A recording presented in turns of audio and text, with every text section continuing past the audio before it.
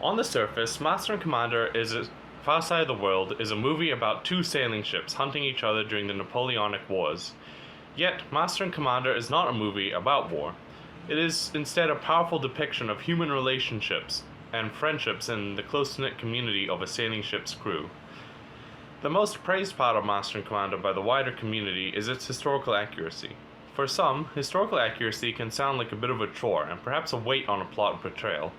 Why bother to regale the audience with period-accurate clothing, language, and culture when, especially in the case of events several centuries in the past, the entire setting will be pure fantasy for most audiences?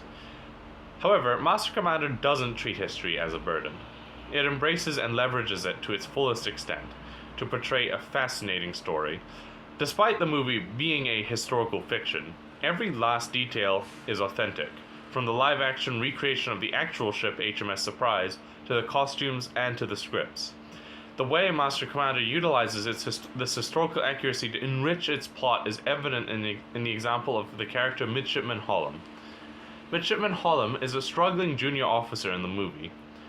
The stark contrast between him and the other characters holding the same rank is his age. Most midshipmen, both in history and in the movie, were between the ages of 12 to 20. Midshipman Hollom is almost 30. Upon reaching the age of 17, midshipmen were able to take a lieutenant's exam, where a board of captains, who were not the midshipman's own captain, would question him on seamanship and leadership. If he was found to be well reviewed by his peers and superiors, and found to be knowledgeable in matters of the sea, then he would be promoted to lieutenant and take on more responsibility in command. If not, he would remain a midshipman. And in most cases, he would be given another opportunity to pass an exam in another year. Since Midshipman Hollom is almost 30, this means he would have,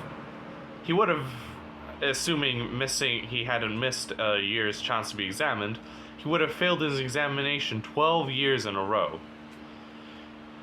The movie, however, does well in not depending on its audience to know these facts. Those who have no idea about naval history will still understand the failings of Hollom's leadership without knowing his inability to pass a merit exam. Knowing historical accuracy enriches the plot, but is not necessary about it. In fact, the plot might educate on history instead. Another thing about Master and Commander is its great use of its soundtrack. Overall, the soundtrack is actually very low-key. There are very few moments in the movie where the soundtrack really comes through. There are two major arcs, however, where the soundtrack is noticeable.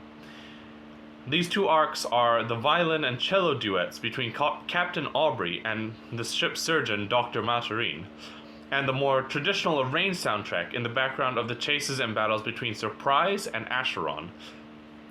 In the movie, Maturin and Aubrey play cello and violin respectively together to pass the time while in the captain's cabin. These harmonies both serve to indicate the passage of time in many cases in the movie, and to indicate the harmony Captain Aubrey and Dr. Maturin have with each other, despite their differences.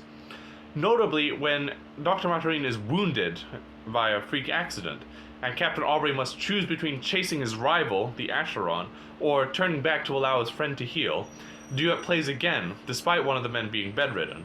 The soundtrack accommodates for this bedriddenness by eliminating the cello, which is the instrument Dr. Maturin plays, and allowing only the violin to play. When Aubrey makes the decision to abandon his chase for his friend and turns back, Maturin is being carried onto dry land to be treated, the cello comes back into the soundtrack. The second context that music is utilized in are the action sequences between Surprise and Acheron. Here, more traditional arranged soundtracks are used, with drum beats, horns, and other instruments used to set the tempo for action. Very classic action movie stuff.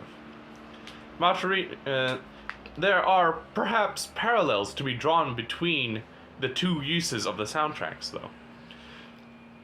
though. Maturin is regarded in the movie as a revolutionary, which was a real school of thought at the time, much like libertarianism or leftism today.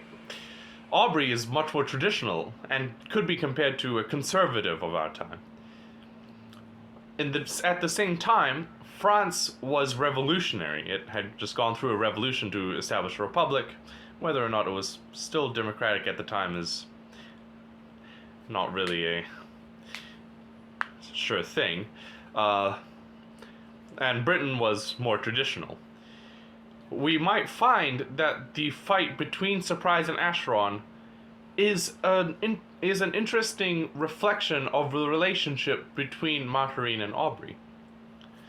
In reflection, Master and Commander greatly inspired me in my creative works. I realized that the relationships, goals, and motivations of my characters were the things that powered my story. Despite the fact that I write mostly fantasy, I wanted to properly leverage logical consistency with my world, much like Master and Commander utilizes consistency with the real world, and incorporate material culture and technology to strengthen my work rather than burden it.